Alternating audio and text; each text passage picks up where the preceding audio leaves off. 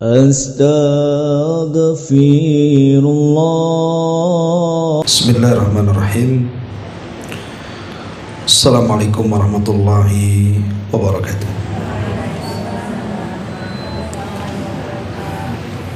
Alhamdulillah wassalatu wassalamu ala rasulillah wa ala alihi wa sahbihi wa mawalah wa la hawla wa la quwata illa billahi wa ba'du. Baik, kita lanjutkan kajian tafsir surah Al-Baqarah dan kita masuk pada ayat 198 dan seterusnya.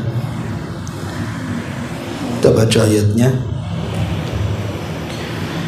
A'udzubillahi minasyaitonirrajim. Bismillahirrahmanirrahim. Laisa 'alaikum junahun an tabtagu fadlan min rabbikum fa idza afadtum min arafatin fadhkurullaha 'indal masy'aril haram wadhkuruhu kama hadakum wa in kuntum min qablihi laminadh dhallin thumma afidu min haitsu afadan nas wastaghfirullaha innallaha ghafurur rahim. Fa idza qadaytum manasikakum fadhkurullaha ka dzikrikum aba'akum aw ashadda dzikra. Faminan nasi man yaqulu rabbana atina fid dunya wa ma lahu fil akhirati min khalaq. Wa minhum man yaqulu rabbana atina fid dunya hasanah wa fil akhirati hasanah wa qina adzaban nar. Ulaika lahum nasibum mimma kasabu wallahu sari'ul hisab. Bukanlah satu dosa bagi kalian mencari karunia dari Rabb kalian di musim haji. Apabila kamu bertolak dari Arafah, maka berzikirlah kepada Allah di Masy'aril Haram, maksudnya Muzdalifah. Berzikirlah kepadanya karena dia telah memberi petunjuk kepada kalian, meskipun sebelumnya kalian benar-benar termasuk orang-orang sesat. Kemudian bertolaklah kalian dari tempat orang-orang yang bertolak, maksudnya ke Arafah.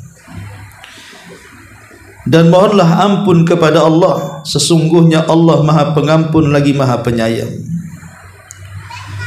Apabila kalian telah menyelesaikan manasik, artinya rangkaian ibadah haji, berzikirlah kepada Allah sebagaimana kamu menyebut-nyebut nenek moyang kalian. Bahkan berzikirlah lebih daripada itu. Di antara manusia ada yang berdoa, ya Rabb kami, berilah kepada kami kebaikan dunia, sedangkan di akhirat dia tidak memperoleh bagian itu. Tapi di antara mereka ada juga yang berdoa, ya Rabb kami, berilah kepada kami kebaikan dunia dan kebaikan akhirat, serta lindungilah kami dari azab neraka. Mereka itulah yang akan memperoleh bagian dari apa yang telah mereka kerjakan. Allah Maha cepat perhitungannya. Pada ayat 198, setelah Allah Subhanahu wa taala sebelumnya melarang bagi orang yang sedang manasik haji itu melakukan 3 perkara. Pertama rafath, kemudian fusuk dan jidal. Rafas artinya mengeluarkan kata-kata kotor. Kemudian fusuk artinya perbuatan-perbuatan fasik, dan juga jidal perdebatan. Bukan berarti kemudian 3 perkara ini tidak boleh dilakukan di luar haji. Tetap di luar haji tidak boleh dikerjakan. Yang namanya mengucapkan kalimat kotor, kefasikan, jidal itu terlarang. Tetapi kemudian kenapa Allah tekankan saat ibadah haji tidak boleh melakukan 3 perkara ini? Karena dosanya lebih besar dibandingkan saat dilakukan di luar haji. Kenapa? Karena dosa di tempat yang dimuliakan, di waktu yang dimuliakan, dan pada ibadah yang dimuliakan, tentu dosanya berlipat ganda. Karena haji itu dilakukan di bulan yang dimuliakan, bulan Dzulhijjah, bulan hurum, dan di tempat yang mulia Mekah Al-Mukarramah, dan sedang melakukan ibadah mulia, ibadah haji. Makanya 3 ibadah ini walaupun di luar haji dilarang, maka lebih dilarang lagi saat manasik haji karena akan membatalkan pahala. Lah dalam ayat 198 ini Allah Subhanahu wa taala ingin menjelaskan tidak semua perbuatan manusia tercela. Ada yang boleh dilakukan. Apa itu? Berdagang saat haji. Di sini Allah Subhanahu wa taala mengatakan laisa 'alaikum junahun an tabtagu fadlan mir rabbikum. Bukanlah satu perbuatan dosa bagi kalian mencari karunia dari Rabb kalian. Kalimat fadlan dalam ayat ini maksudnya at-tijarah, maksudnya berjual beli atau berdagang. Orang yang sedang ibadah haji dibolehkan dia melakukan perniagaan. Tapi kalau seandainya dia niatkan hanya untuk ibadah haji semata, tentu ini lebih afdal. Karena ibadah yang tidak disibukkan dengan perkara dunia, tentu ibadah itu akan lebih sempurna. Tapi kalau ibadah kemudian dicampur adukan dengan perkara-perkara dunia, walaupun mubah hukumnya seperti jual beli, maka bisa saja mengurangi pahalanya. Tapi secara hukum boleh-boleh saja. Karena Allah yang mengatakan tidak ada dosa bagi kalian mencari karunia dari Rabb kalian. Artinya kalian boleh dalam musim haji itu berjualan. Tetapi sekali lagi, niat berjualan ini adalah niat kedua setelah haji. Jangan sampai kemudian niat berniaga ini diutamakan dibandingkan niat haji, karena akan berbeda hukumnya. Artinya haji sambil dagang, bukan dagang sambil haji, itu maksudnya. Kemudian Allah Subhanahu wa taala mengatakan fa idza afadtum min arafatin, apabila kalian bertolak dari Arafah. Arafah disebut Arafah, bisa disebut Arafah atau Arafat. Ada yang mengatakan bahwa disebut Arafah karena manusia yang sedang mereka wukuf di Arafah, mereka mengakui dosa-dosa mereka. Jadi Arafah disebut Arafah li'tirafihim bidzunub, karena mereka mengakui akan dosa-dosanya. Maka tempat itu disebut Arafah. Makanya orang-orang yang wukuf di Arafah, doa yang dipanjatkan adalah doa pengakuan dosa dan minta ampunan kepada Allah Subhanahu wa taala, sebagaimana yang diajarkan Nabi Allah Adam alaihi salatu wassalam saat pertama kali berdoa di Arafah saat diturunkan dari sorga. Rabbana zalamna anfusana wa illam taghfir lana wa tarhamna lanakunanna minal khasirin. Inilah doa Nabi Adam. Rabbana, ya Rabb kami, sungguh kami telah mendolimi diri-diri kami. Kalau engkau tidak mengampuni dosa-dosa kami, kalau engkau tidak memberikan rahmat kepada kami, tentu kami termasuk orang-orang yang rugi. Maka Allah katakan fataba alaihi innahu huwat tawwabur rahim. Maka Allah mengampuni dosa-dosa Adam. Maka disebut Arafah li'tirafihim bidzunub, karena pengakuan mereka kepada dosa, maka tempat itu disebut Arafah.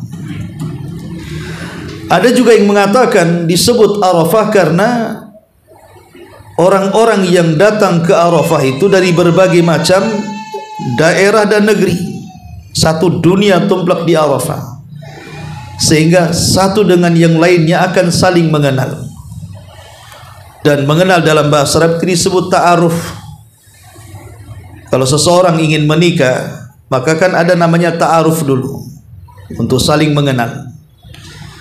Lah, karena jemaah haji itu akan saling mengenal antara satu dengan yang lainnya, baik si kaya, si miskin, si pejabat, si rakyat, si kulit hitam, si kulit putih, si kulit merah, dan begitu seterusnya, maka tempat itu disebut Arafah.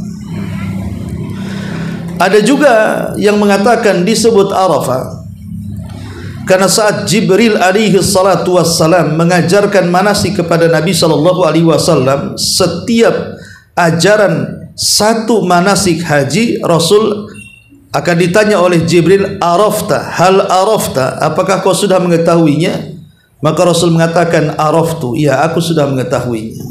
Maka tempat itu disebut Arafah karena saat Jibril mengajarkan manasik itu di Arafah.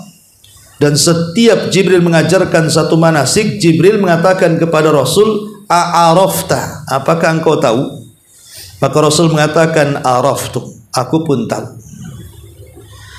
Ada juga dikatakan bahwa disebut Arafah itu lirtifaihi, karena memang Arafah itu tempat yang tinggi.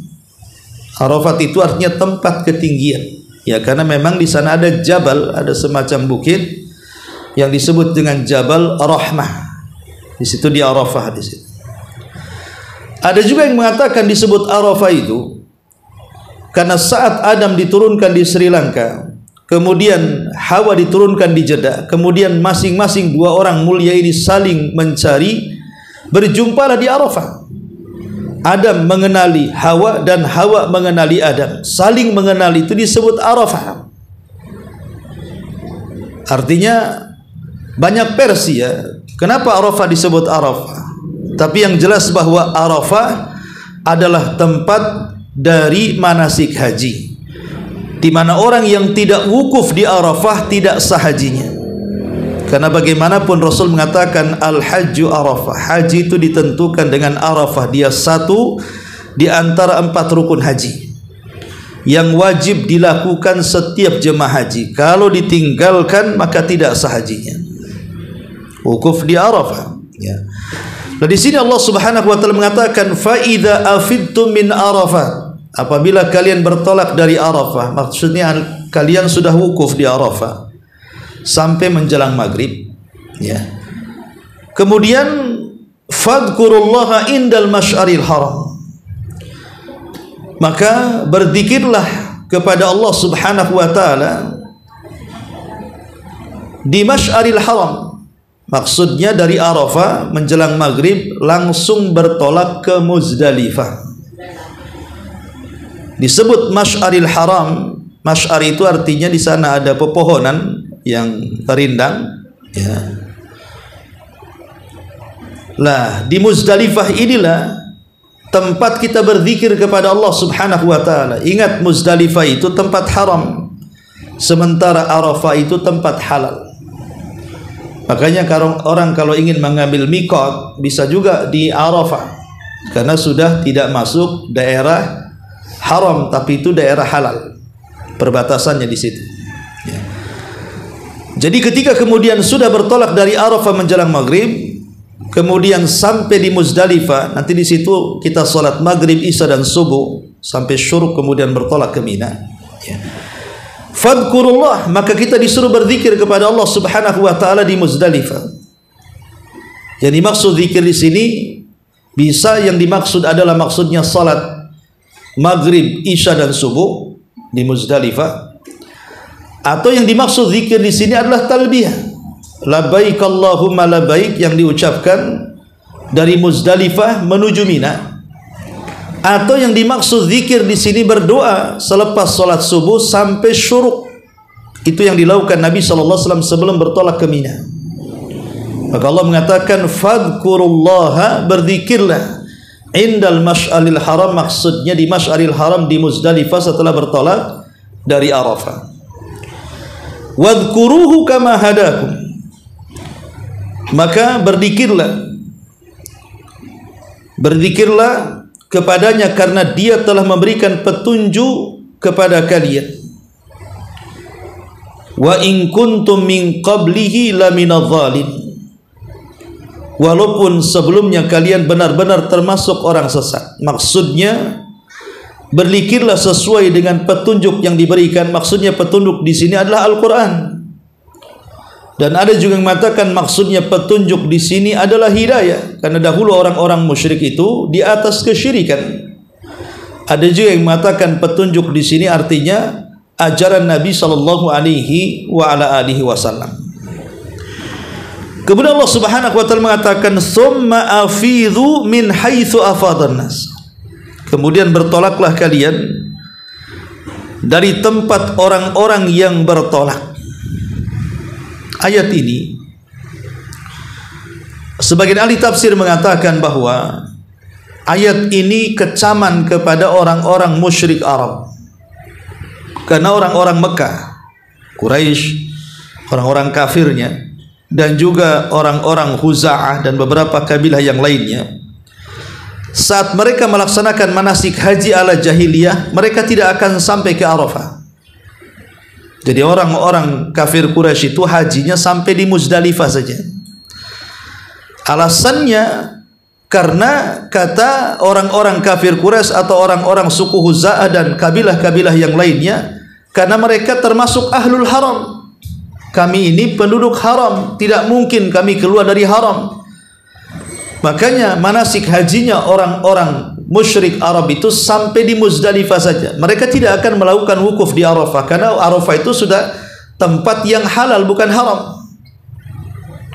Makanya Allah Subhanahu wa taala mengatakan di sini, "Tsumma afidhu min haitsu afadhan nas." Kemudian bertolaklah kamu dari tempat orang-orang yang bertolak. Jangan seperti orang-orang musyrik yang sampai Muzdalifah tidak sampai ke Arafah. Tapi kita tetap haji dan wukuf di Arafah. Ada yang mengatakan bahwa an-nas dalam kalimat afadhan nas, kemudian bertolaklah dari tempat manusia. Siapa manusia di sini? Ada yang mengatakan umumnya manusia haji. Umumnya manusia haji ya ke Arafah, wukuf di situ. Ada yang mengatakan an-nas di sini maksudnya Ibrahim. Maksudnya bertolaklah kalian sebagaimana bertolaknya Ibrahim ke Arafah. Makanya Nabi SAW sebelum diutus menjadi Nabi, ketika dia melaksanakan haji, walaupun di zaman jahiliyah, dia bukan hanya berhenti di Muzdalifah, tapi sampai ke Arafah. Maka orang-orang kafir mencela Nabi SAW. Lihat, dia mau menyelisih kita, katanya. Dan setelah diangkatnya menjadi Nabi, Nabi pun atas izin Allah Subhanahu wa taala melaksanakan manasik haji sampai ke Arafah untuk menyelisihi orang-orang musyrik. Kemudian Allah Subhanahu wa taala mengatakan wastaghfirullah innallaha ghafurur rahim. Maka setelah kemudian kalian menyempurnakan ibadah tersebut, maka mintalah ampun, mohonlah ampun kepada Allah Subhanahu wa taala. Sesungguhnya Allah Maha Pengampun lagi Maha Penyayang. Artinya selesai melaksanakan ibadah apapun, bukan haji saja, Bu. Salat, puasa, sebutkan ibadahnya. Maka amalan yang terbaik adalah istighfar. Makanya kenapa Nabi SAW memerintahkan kita setelah salat wajib, sebelum kita mengucapkan zikir-zikir yang lainnya, Rasul mengajarkan apa? Membaca istighfar 3 kali, kan? Astaghfirullahaladzim atau astaghfirullahaladzim wa atubu ilaih 3 kali. Lah begitu juga selepas haji, kita disuruh untuk beristighfar dan banyak-banyak beristighfar. Dan ini sama dengan kalimat walitukmilul iddata walitukabbirullaha ala ma hadakum. Kalau kalian sudah selesai melaksanakan puasa sebulan, maka bertakbirlah. Maka ini juga sama, apabila kalian selesai melaksanakan ibadah haji atau salat, maka istighfarlah. Apa gunanya istighfar? Bukankah kita tidak melaksanakan dosa? Lain kalau kita habis berzina istighfar, ya wajar. Kalau kita habis berjudi istighfar, wajar. Kalau kita habis minum khamar istighfar, wajar. Ini kan habis salat. Kenapa disuruh istighfar? Maka ulama mengatakan istighfar itu diucapkan bukan karena dosa saja. Ingat, istighfar itu diucapkan bukan karena habis melaksanakan dosa, tetapi istighfar juga dianjurkan setelah kita melaksanakan ibadah. Kenapa demikian?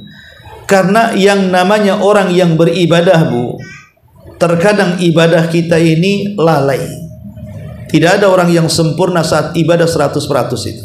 Ibu sholat subuh tadi, apa kemudian sholat subuh ibu itu 100% sempurna? Tidak.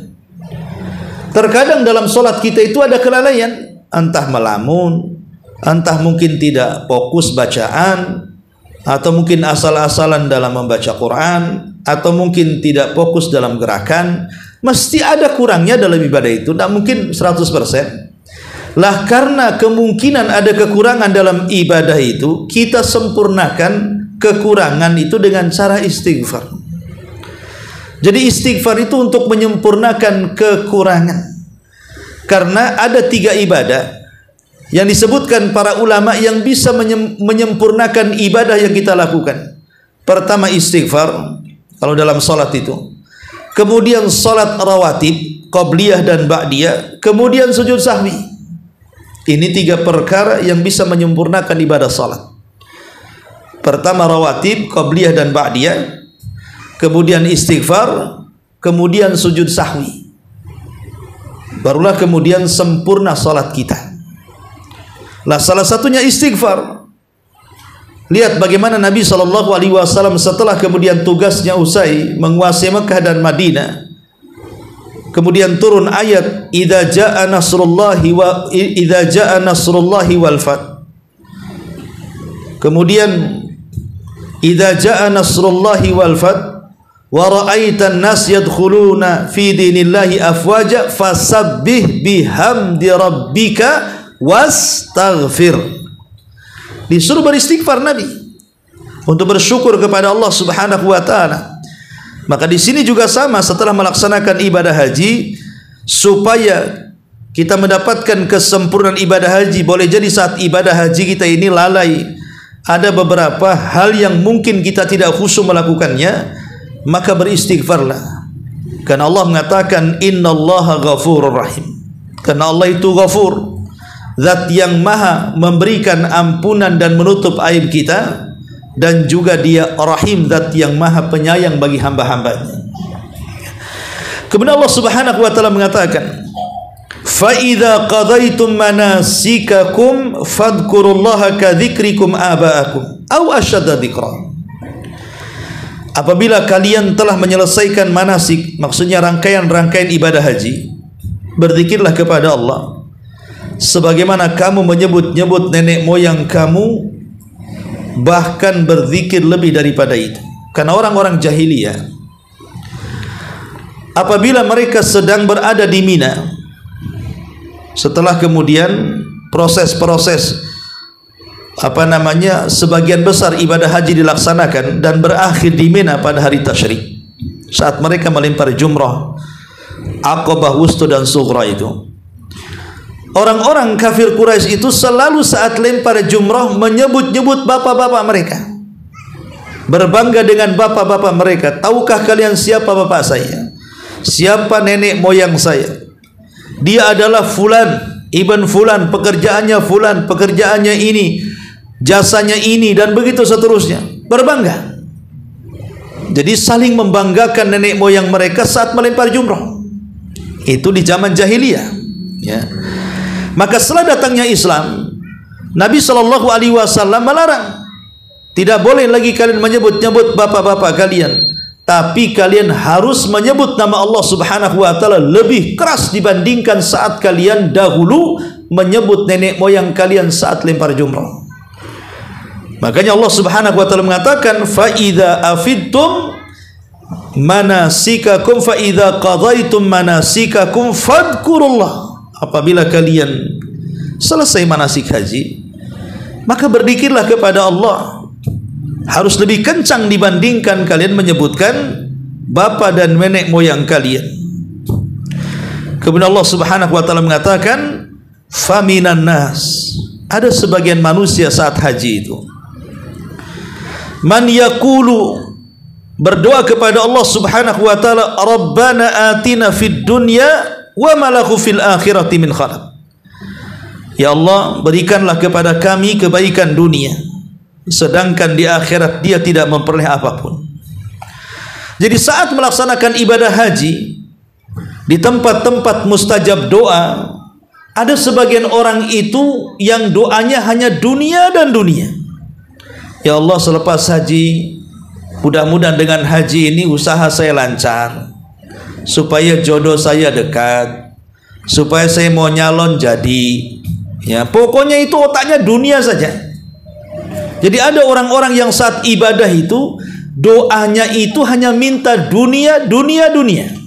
Tidak ada akhirat sama sekali. Lah orang yang seperti ini dicela dalam Quran. Wa ma lahu fil akhirati min khalaq. Maka di akhirat dia tidak akan Allah berikan bagian sedikit pun. Memang terkadang kebaikan dunia ini bukan berarti Allah tidak akan membalasnya. Allah akan membalasnya sekalipun mereka orang kafir.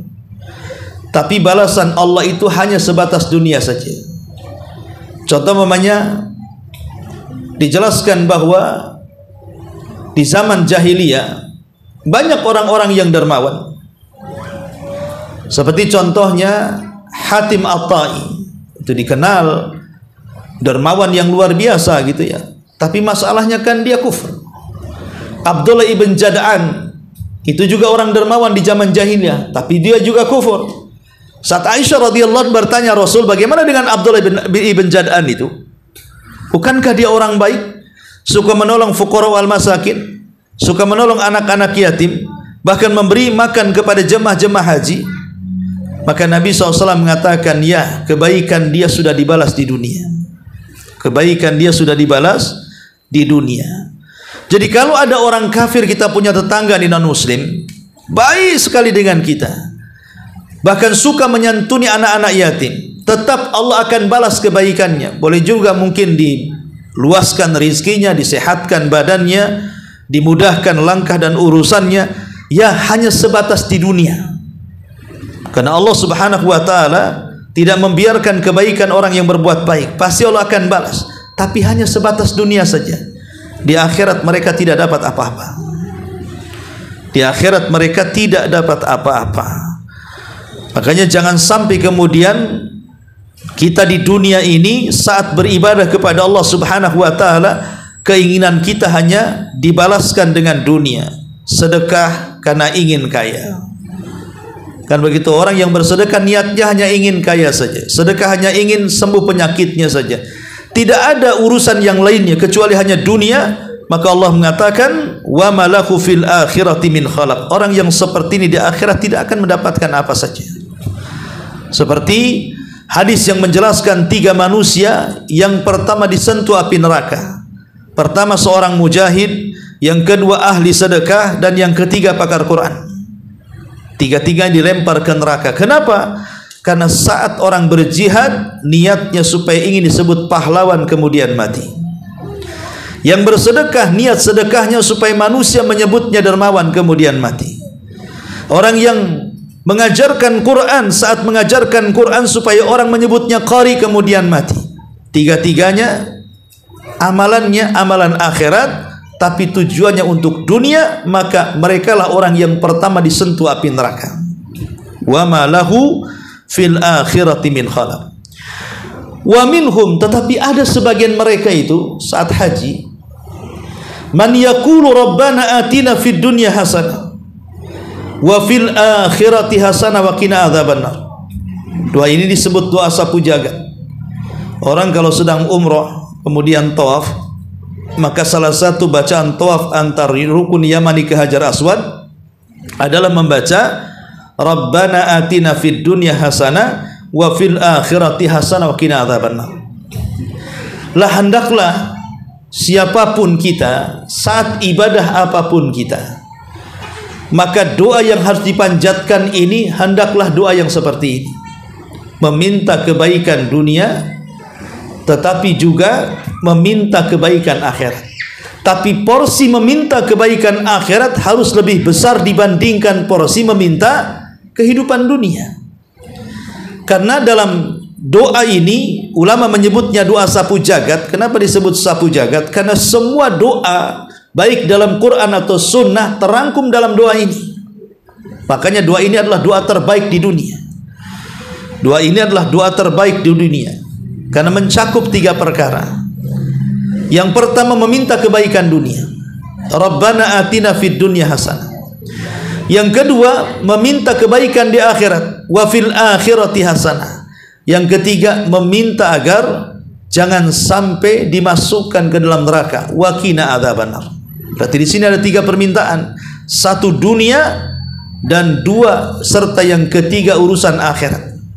Berarti kalau kita simpulkan, ibu kalau sedang berdoa, maka mintalah dunia itu 1/3-nya, mintalah akhirat itu 2/3-nya. Kalau kita sedang berdoa, mintalah, boleh kita minta dunia tapi cukup 1/3 saja. 2/3 itu minta akhirat. Karena di sini dari 3 bagian ini 2/3-nya akhirat. Minta kebaikan akhirat dan minta diselamatkan dari neraka. Itulah porsi saat kita berdoa. 2/3 akhirat, 1/3 dunia. Baik, sedikit kita akan jelaskan doa ini karena ini doa terbaik di dunia. Allah Subhanahu wa taala di sini mengatakan, "Wa minhum man yaqulu rabbana atina fid dunya hasanah."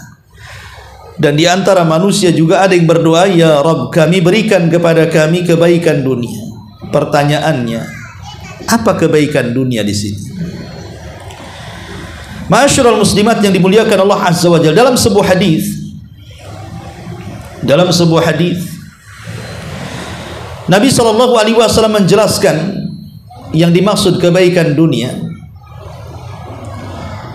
Rasulullah sallallahu alaihi wasallam mengatakan,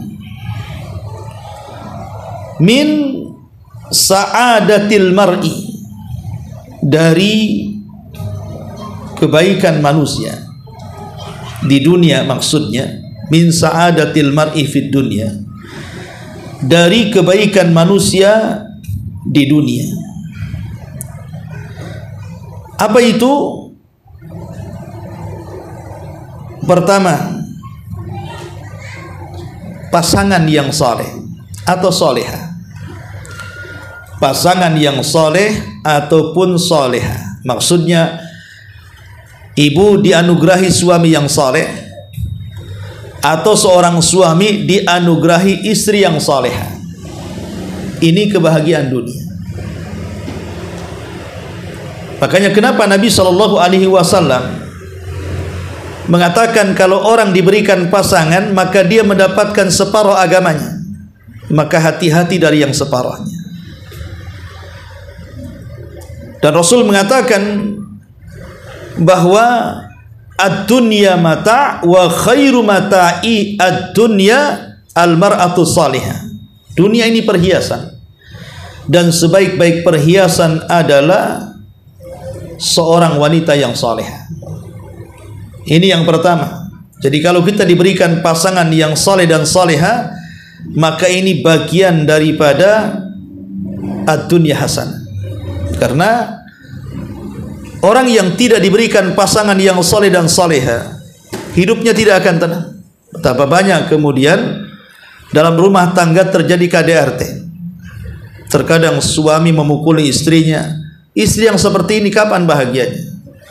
Yang lebih parah saya baca di berita itu, bahkan ada berita di YouTube sampai ada seorang suami tega menjual istrinya untuk berzina hanya untuk kepentingan makan keluarganya. Ini kan gimana akan mendapatkan kebahagiaan yang seperti ini? Itu karena pasangannya tidak soleh, sehingga akhirnya terjadi banyak kekerasan dalam rumah tangga. Kemudian yang kedua, kata Nabi Shallallahu Alaihi Wasallam, al-baitu hani, rumah yang tenang. Rumah yang tenang itu ya rumah yang luas, ya. Sebab kalau rumah luas, pandangan pun luas, ibu mau nata barang-barang pun senang. Ini kalau rumah sudah satu kamar kayak kos-kosan, baru naruh kasur sudah habis. Di mana lemari kompornya? Apalagi sampai dimasukkan kulkasnya, ibu mau tidur di mana kan gitu. Rumah sempit itu tidak akan senang. Makanya banyak orang yang ingin membesarkan atau meluaskan rumah, tidak ada masalah. Membesarkan rumah, meluaskan rumah itu tidak tercela. Kan itu bagian dari kebahagiaan dunia maksudnya. Rumah kalau bagus, tertata, nyaman, tentu juga ibu akan betah di rumah. Kemudian juga yang ketiga kebahagiaan dunia adalah al-jar as-salih atau salih. Tetangga yang baik, tetangga yang saleh atau salihah. Karena terkadang kalau kita punya tetangga yang tidak baik, rasa-rasanya kita pingin pindah rumah kan, Bung. Malas tetangga ini, cerewet banget kan itu. Nengok dia saja kan nengok setan. Ada orang yang nggak mau nengok tetangganya, sehingga akhirnya kemudian banyak yang pindah rumah gara-gara tetangga, banyak tersakiti gara-gara tetangga. Tapi sebaliknya kalau punya tetangga yang baik, tidak mau dia pindah. Terkadang diajak pindah suaminya ke perumahan yang jauh lebih baik, dia sayang, di sana nggak ada tetangga sebaik sini. Kadang-kadang tidak mau pindah pula dia. Kalau tetangganya baik, karena itu bagian daripada kebahagiaan dunia. Kemudian yang keempat, al-markab as-salih, kendaraan yang baik. Ibu kalau naik motor ke pengajian 1 meter mogok, 1 meter mogok, kan mana enak kan gitu ya? Nggak akan enak. Atau beli mobil, bentar-bentar masuk bengkel, bentar-bentar masuk bengkel, apa nggak stres kepala kan? Tapi kalau kendaraannya bagus, ya, kendaraannya enak dinaikkan, apalagi baru gitu kan, nggak ada masalah. Mobil bagus, mahal, tidak ada masalah, misalnya tidak tercela.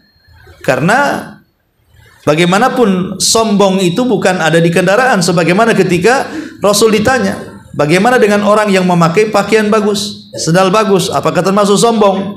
Kata Rasul, bukan. Sombong itu bukan di pakaian, sombong itu bukan di sandal. Sama juga sombong itu bukan di kendaraan. Tapi sombong itu ketika kita ini meremehkan manusia dan menolak kebenaran. Pakai pakaian bagus tapi untuk merendahkan kawannya, itu sombongnya di situ. Pakai sandal yang bagus untuk menghina sandal saudaranya. Pakai kendaraan bagus untuk menghina kendaraan saudaranya. Lah sombongnya di situ. Tapi kalau dia tidak menghina siapa-siapa, maka Allah Subhanahu wa taala itu sangat cinta kalau orang menikmati bekas-bekas athar nikmatnya. Karena saya punya uang, saya beli mobil, nggak ada masalah. Apa masalahnya? Saya ingin menunjukkan ini pengaruh nikmat Allah. Saya punya uang, saya beli rumah yang cantik, apa masalahnya? Tidak tercela. Ya, yang tercela itu kalau dalam hati membelinya untuk merendahkan orang lain. Di situ letak sombongnya, atau untuk ria pamer di hadapan orang lain. Tapi di antara kebahagiaan adalah kendaraan yang nyaman. Itu juga bagian daripada ad-dunya hasan. Ma'asyiral muslimin, muslimat yang dimuliakan Allah Azza wa Jalla, dan yang terakhir anak-anak yang saleh dan saleh. Betapa banyak orang tua stres ketika anak-anaknya durhaka. Betapa banyak orang tua stres ketika anak-anaknya kemudian melawan orang tuanya, menjadi fitnah, bahkan musuh, bukan hanya secara ideologi, bahkan secara fisik, memukul orang tuanya, bahkan sampai membunuh. Orang tua mana yang akan bangga?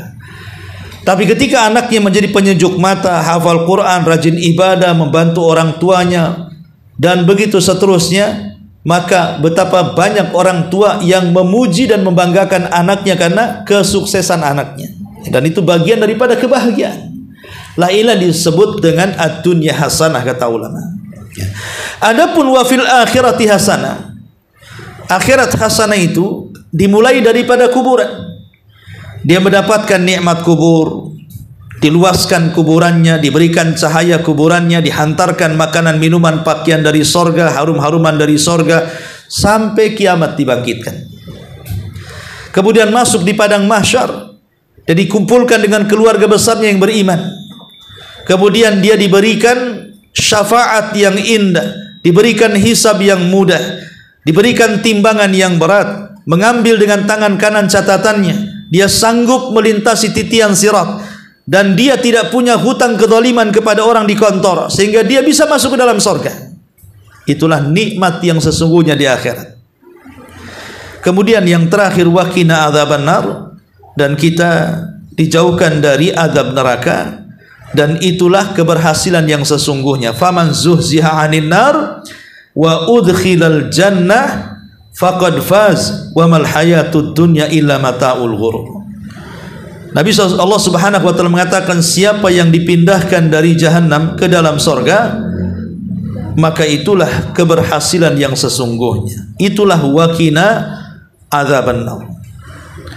Di zaman Nabi sallallahu alaihi wasallam ada Arab Badui. Itu tawaf bersama Nabi sallallahu alaihi wasallam dan para sahabat yang di antaranya Muadz bin Jabal.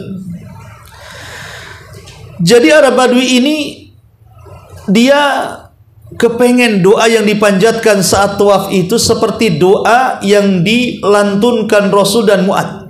Karena kan doanya tertata rapi gitu. Pandai menata bahasa dalam doa. Sementara di Arab Badui tidak pandai menata kata.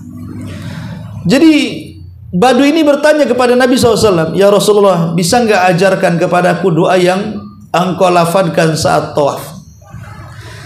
Kata Nabi SAW, lalu saat kau tawaf, kau berdoa apa? Maka si Badui ini mengatakan, aku tidak pandai seperti doa yang kau panjatkan atau seperti Muadz yang dipanjatkan.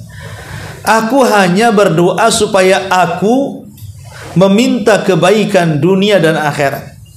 Maka Nabi SAW, maka sekitar itulah aku meminta, kata Rasul. Tidak perlu kamu menata bahasa seperti yang aku tata atau seperti Muadz yang kau tata. Intinya kau meminta kebaikan dunia dan akhirat sudah cukup. Dari sini kita tahu bahwa sebaiknya doa itu jangan ikut orang. Rasul mengajarkan seperti itu. Doa itu jangan ikut orang, karena saat tawaf kadang-kadang mutawifnya berdoa diikuti kan itu sama jamaahnya kan. Kata Nabi SAW, apa yang kau minta? Aku meminta kebaikan dunia akhirat. Ya sudah, itu aja yang kau minta. Tidak perlu kau ikut aku, gitu maksudnya. Nah dari sini kita tahu bahwa Nabi SAW mengatakan kepada si Arab Badui itu, sekitar itulah kau meminta. Artinya mintalah kebaikan dunia dan kebaikan akhirat. Makanya disebutkan dalam hadis Aisyah radhiyallahu anha, Nabi SAW itu paling banyak berdoa dengan doa sapu jagat, terutama saat sholat. Sebelum salam, tasyahud akhir, setelah kita membaca dari 4 perlindungan itu, Allahumma inni a'udzubika min adzabi jahannam wa min adzabil qabri wa min fitnatil mahya wal mamat wa min fitnatis syarri masiihid dajjal.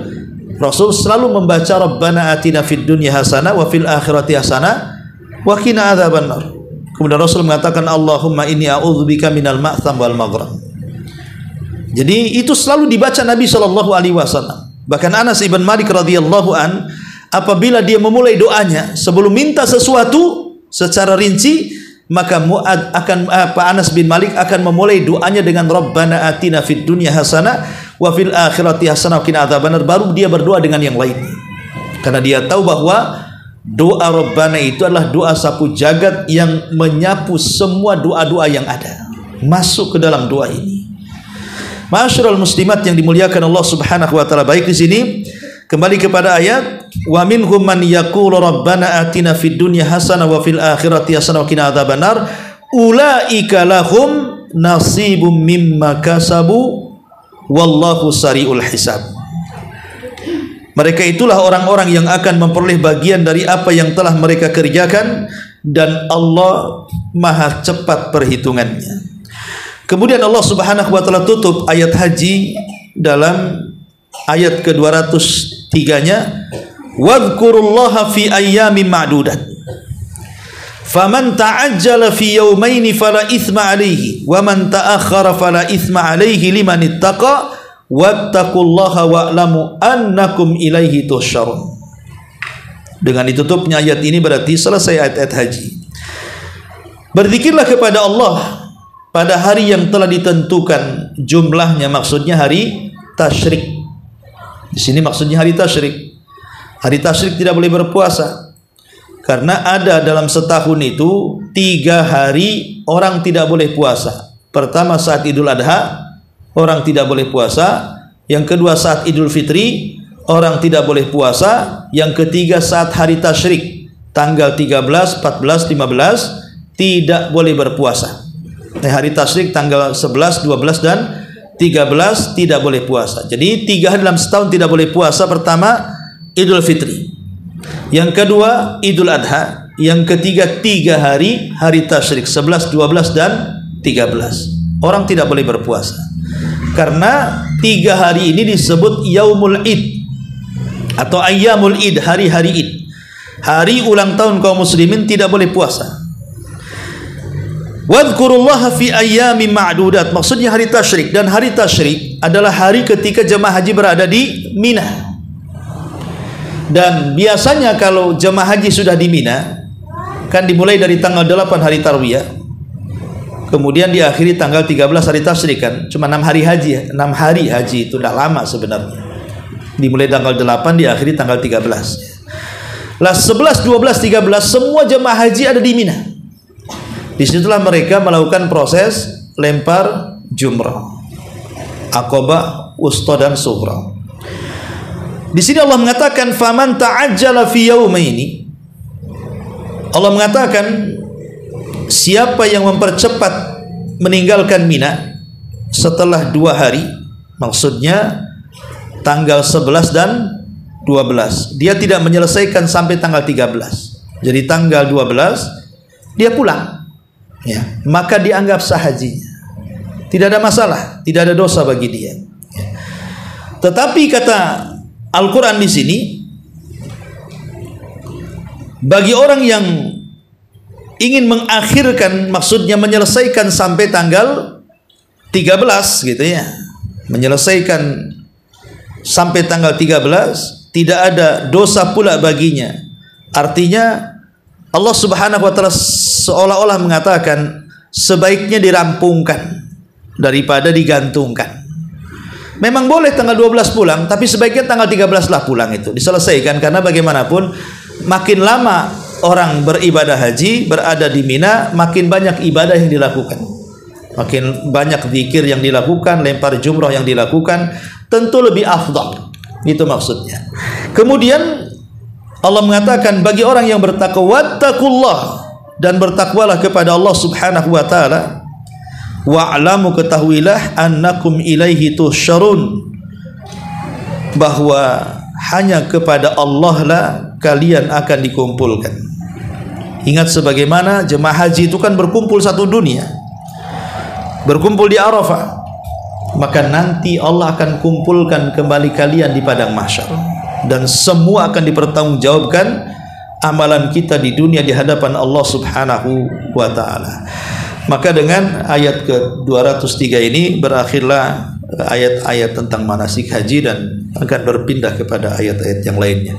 Baik, sampai di sini kita buat tanya jawab, silahkan.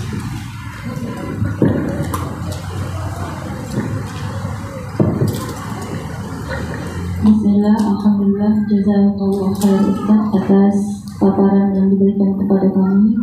Mudah-mudahan dengan apa yang Ustaz sampaikan, kami mendapatkan tambahan ilmu dari hari ke hari dengan mengikuti pengajian yang Ustaz sampaikan ini. Di sini ada sedikit pertanyaan Ustaz yang diminta untuk dibacakan.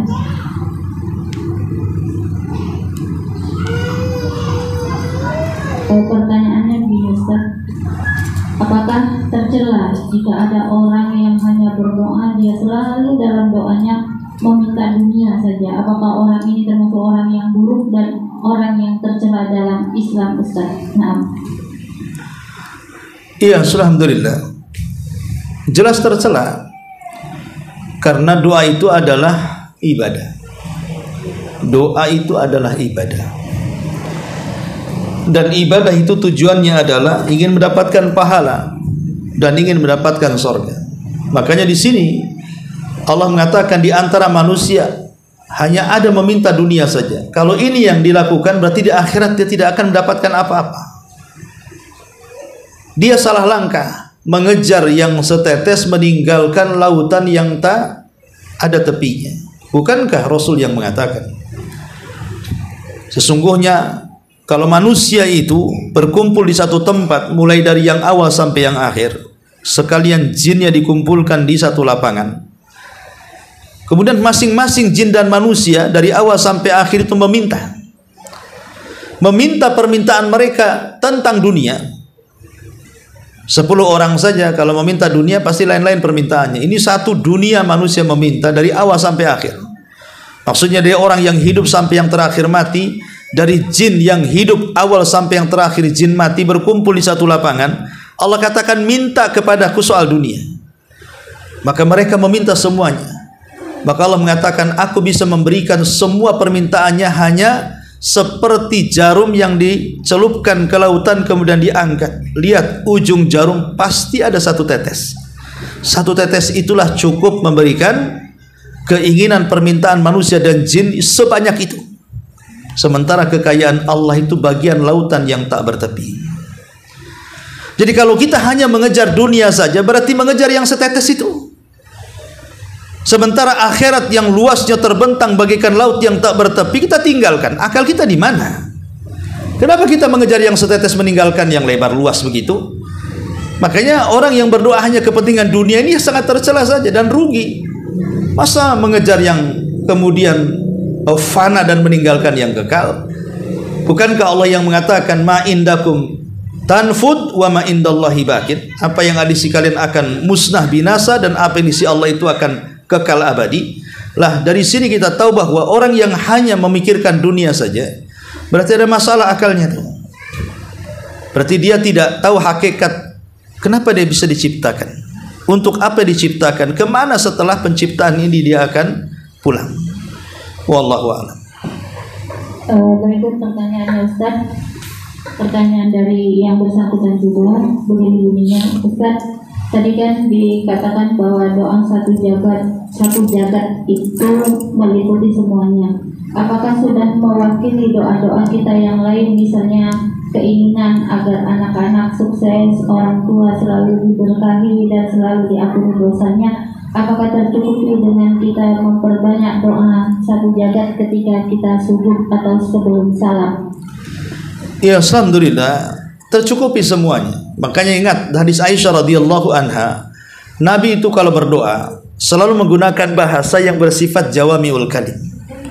Dan Rasul tidak suka berdoa itu dengan rincian.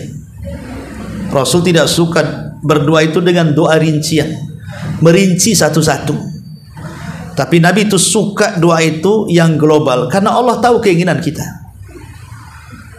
Allah kan tahu keinginan kita. Sebelum kita berdoa saja Allah sudah tahu keinginan kita. Apalagi kita berdoa, sebelum berdoa saja apa yang kita inginkan Allah sudah tahu. Dan Rasul paling suka berdoa dengan kalimat-kalimat global. Seperti contohnya Rabbana atina fid dunya, kan global, kebaikan apa saja dari kebaikan dunia, kebaikan apa saja dari kebaikan akhirat, maka kita mau mendapatkannya. Tidak usah dirinci. Ya Allah berikan saya rumah tipe 25, tipe 30. Kalau bisa ada di hook, apa yang disebutkan hooknya, atapnya catnya warna pink atau apa semua, nggak perlu. Kalau kita ini minta saja Allah berikan rumah, selesai, nggak usah dirinci isinya. Itu maksudnya. Allah itu, Rasul tidak suka berdoa itu dengan rincian, karena merinci doa itu bagian daripada ghulu, berlebihan dalam doa. Dan Rasul mengatakan nanti di akhir zaman ada orang-orang yang berlebihan dalam doa. Salah satu penafsiran ulama berlebihan dalam doa adalah memerinci doa. Ya, maka ambillah doa-doa global yang mencakup semuanya. Itu maksudnya. Dan Allah tahu keinginan kita apa. Ya. Wallahu a'lam. Berikutnya Ustaz, ini dari tulisan. Bismillah, izin bertanya Ustaz. Seseorang ingin merutinkan sholat tahajud 2 rakaat dan 1 witir. Manakah yang lebih baik Ustaz? Tahajud 2 rakaat dan 1 witir atau sholat witirnya 3 rakaat? Mohon nasihatnya Ustaz. Syukran jazakallahu khairan. Ya, alhamdulillah, kalau menggabungkan 2 ibadah tentu lebih baik. Menggabungkan 2 ibadah tentu lebih baik. 1 witir, 1 tahajud, artinya dua-duanya dapat. Ya, jadi 1 tali 1 gayung 20 terlewati bahasanya. Tapi bagaimanapun dari sholat malam itu yang paling afdal lah witirnya. Witir itu seafdal-afdalnya sholat malam. Baru kemudian tahajud. Jadi kalau tidak ada kesempatan untuk tahajud, sebaiknya witir. Karena itu ibadah qiyamul lail yang paling afdal. Allah adalah witir, suka dengan witir. Tapi kalau bisa dengan tahajudnya, maka itu lebih baik lagi. Karena kan beda kalau tahajud dilakukan setelah tidur. Kalau tahajud dilakukan setelah tidur. Kalau witir bisa dilakukan sebelum tidur. Witir itu bisa dilakukan sebelum selesai isya, langsung witir. Nggak masalah kalau dia tidak sempat bangun di sepertiga malam atau di separuh malam. Tapi kalau tahajud itu sangat dianjurkan setelah tidur dulu. Jadi kalau seandainya dia bisa tidur kemudian menggabungkan tahajud dan witir, lebih baik lagi. Karena bagaimanapun ibadah yang dikerjakan di separuh malam atau di sepertiga malam akhir itu banyak keutamaannya. Banyak lagi keutamaannya. Maka kalau bisa menggabungkan bagus. Kalau tidak bisa witir saja, maka itu juga tidak mengapa. Wallahu a'lam. Ini ada pertanyaan tapi di luar tema sepertinya Ustaz, dan beliau sangat urgent memohon jawabannya dari Ustaz, karena orang yang bersangkutan ini tidak berada di Batam tapi beliau berada di Jakarta mengikuti Ustaz dari live yang Ustaz sekarang lakukan. Begini, Assalamualaikum Ustaz. Waalaikumsalam. Ana lagi ada masalah yang cukup berat Ustaz dengan riba. Sudah 2 tahun anak berusaha untuk melunasi, tapi qadar Allah belum juga selesai sampai sekarang. Anak ingin lepas dari riba ini Ustaz. Sampai anak punya keinginan ingin mengakhiri hidup anak. Mohon pencerahannya Ustaz. Bagaimana solusinya biar anak bisa lepas dari riba? Semua sudah anak lakukan, termasuk menggagal dan menjual barang-barang yang ada untuk menutup hutang riba. Tapi qadar Allah bukannya malah selesai, tapi anak semakin terjatuh dan terpuruk. Mohon nasihatnya Ustaz. Jazakallahu khairan. Ya, alhamdulillah. Pertama saya doakan semoga Allah memudahkan urusan yang bertanya. Kemudian yang kedua, ketuklah langit. Ketuklah langit. Dengan cara apa? Dengan cara doa. Kalau kita sudah merasa mentok, tidak ada jalan keluar, sebenarnya ada jalan keluarnya. Anda yang tidak tahu jalan keluarnya. Allah yang membuat masalah, Allah yang akan menyelesaikan masalah. Tapi jangan Anda terus buat masalah, nanti akan susah keluar dari masalah. Jadi yang kedua, ketuk pintu langit, berdoa kepada Allah. Ambil di waktu-waktu mustajab doa agar Allah memudahkan urusan, mampu melunasi hutang. Karena siapa yang ada niat melunasi hutang dan mengambil sebab usaha, Allah akan mudahkan hutang-hutang itu dilunasi. Tapi kalau tidak kepikiran untuk melunasi hutang, maka selamanya Allah tidak akan membantunya. Yang ketiga, bahwa yang Anda rasakan hari ini gara-gara perbuatan riba itu memetik daripada hasil perbuatan dosa sebenarnya. Al-jaza min jinsil amal. Balasan itu sesuai dengan amalannya. Kalau orang berbuat maksiat, pasti satu hari akan merasakan akibat maksiat. Sama dengan orang yang berbuat kebaikan, satu hari akan merasakan nikmat kebaikannya. Anda ini sedang diberikan ujian oleh Allah, merasakan nikmat akibat perbuatan dosa dalam bentuk riba tadi. Kemudian juga Anda harus paham bahwa Allah berfirman, wa tilkal ayyam nudawiluha bainan nas. Hari-hari itu diputarkan oleh Allah. Kadang susah, kadang senang. Anda sedang diputarkan dalam posisi susah. Tapi ingat, inna ma'al usri yusra, bahwa setiap kesulitan itu pasti akan banyak kemudahan. Dengan terpikir mengakhiri bunuh diri, ini bukan solusi. Tapi ini masalah besar, karena setelah kematian itu bukan selesai urusannya. Justru kalau seandainya Anda tersiksa sekarang, itu masih lebih ringan dibandingkan tersiksa dalam kuburan. Kalau Anda tersiksa hari ini gara-gara terlilit hutang riba, itu lebih ringan dibandingkan siksaan setelah kematian. Bukankah ada hadis yang mengatakan ada manusia yang dicelupkan 1 kali di neraka, kemudian ditanyakan kepada orang yang dicelupkan sekali celupan neraka, hal marra bika min ni'amin qad, apakah engkau masih ingat nikmat yang pernah kau rasakan? Dia mengatakan tidak, seolah-olah mungkin seumur hidup dia tidak pernah susah di dunia itu hilang hanya gara-gara dicelupkan ke neraka 1 kali. Jadi dahsyat gitu ya. Jangan sampai terpikir bunuh diri. Apalagi bunuh diri itu, ada sebagian hadis yang mengatakan akan dikekalkan di neraka. Maksudnya kekal di neraka itu bukan selama-lamanya tidak keluar, maksudnya saking lamanya. Saking lamanya di neraka sehingga Rasul mengistilahkan dikekalkan. Sama dengan orang membunuh seorang mukmin secara sengaja, itu dikekalkan neraka. Tapi bukan seperti pemahaman Khawarij, maksudnya kekal nggak akan keluar. Tidak, kekal itu ada dua makna. Kekal selama-lamanya tidak keluar seperti orang musyrik, atau kekal maksudnya karena lamanya di neraka maka diistilahkan dengan kekal. Apa mau dikekalkan di neraka? Naudzubillah, ya. Maka saya nasihatkan kepada Anda, maka bersabarlah, berdoalah dan berusahalah, dan jangan sampai terlibat dengan riba. Karena seorang mukmin itu kata Nabi SAW tidak mungkin masuk lubang dua kali. Karena ada hadis yang mengatakan seorang mukmin itu tidak mungkin masuk lubang kedua kalinya. Kalau lubang pertama dalam maksiat, okelah, mungkin karena mengikuti hawa nafsu. Tapi kalau sudah masuk lubang yang sama, itu tidak punya akal seorang muslim seperti ini. Nah, sekarang kemudian Anda katakan tidak bisa lepas daripada riba. Satu riba belum selesai, riba lagi yang kedua. Sampai kapan seperti itu? Ya, maka berhentilah dari riba. Sekali lagi, berhenti dari riba. Lebih baik tidak punya rumah hasil riba